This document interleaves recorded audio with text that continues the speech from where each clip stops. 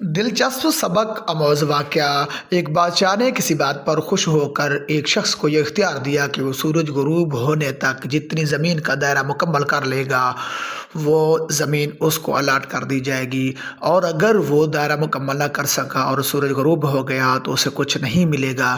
یہ سن کر وہ شخص چل پڑا۔ چلتے چلتے زور ہو گئی تو اسے خیال آیا کہ اب واپسی کا چکر شروع کر دینا چاہیے، مگر پھر لالچ نے غلبہ پا لیا اور سوچا کہ تھوڑا سا اور آگے سے چکر کاٹ لوں۔ پھر واپسی کا خیال آیا تو سامنے کے خوبصورت پہاڑ کو دیکھ کر اس نے سوچا کہ اس کو بھی اپنی جاگیر میں شامل کر لینا چاہیے۔ الغرض واپسی کا سفر کافی دیر سے شروع کیا۔ اب واپسی میں یوں لگتا تھا جیسے سورج نے اس کے ساتھ مسابقت شروع کر دی ہے۔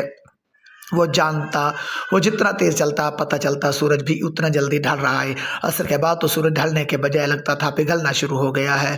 وہ شخص دوڑنا شروع ہو گیا کیونکہ اس سے سب کچھ ہاتھ سے جاتا نظر آ رہا تھا۔ اب وہ اپنے لالچ کو کوس رہا تھا مگر بہت دیر ہو چکی تھی۔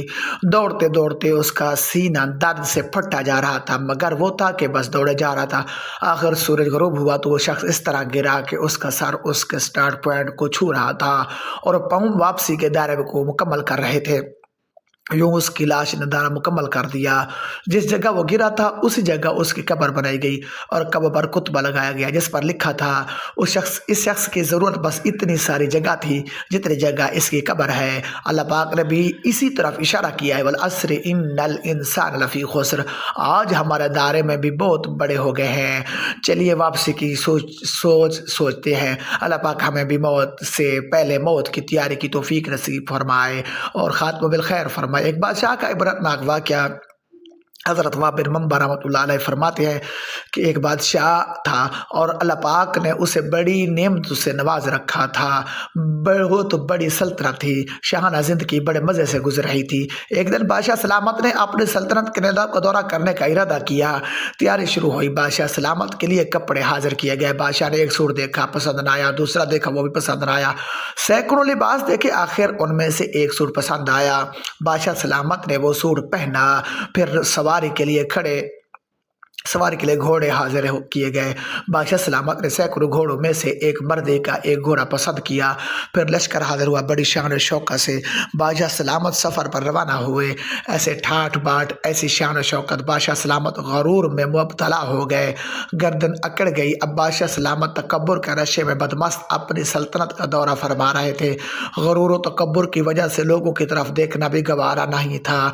اسی غرور میں سفر جاری تھا۔ ایک غریب شخص بادشاہ کے سامنے آیا، پرانے کپڑے، زہری حال بھی زیادہ اچھا نہیں تھا۔ اس شخص نے بادشاہ کو سلام کیا۔ بادشاہ سلامت و غرور و تکبر کے نشے میں تھے، ایک غریب آدمی کو جواب دینا اسے کب گوارا کر سکتے تھے۔ اس شخص نے بھی بادشاہ کے بے رخی کی پرواہ نہ کی اور کہا، بادشاہ سلامت مجھے آپ سے ضروری کام ہے۔ بادشاہ سلامت نے سنی انسنی کر دی۔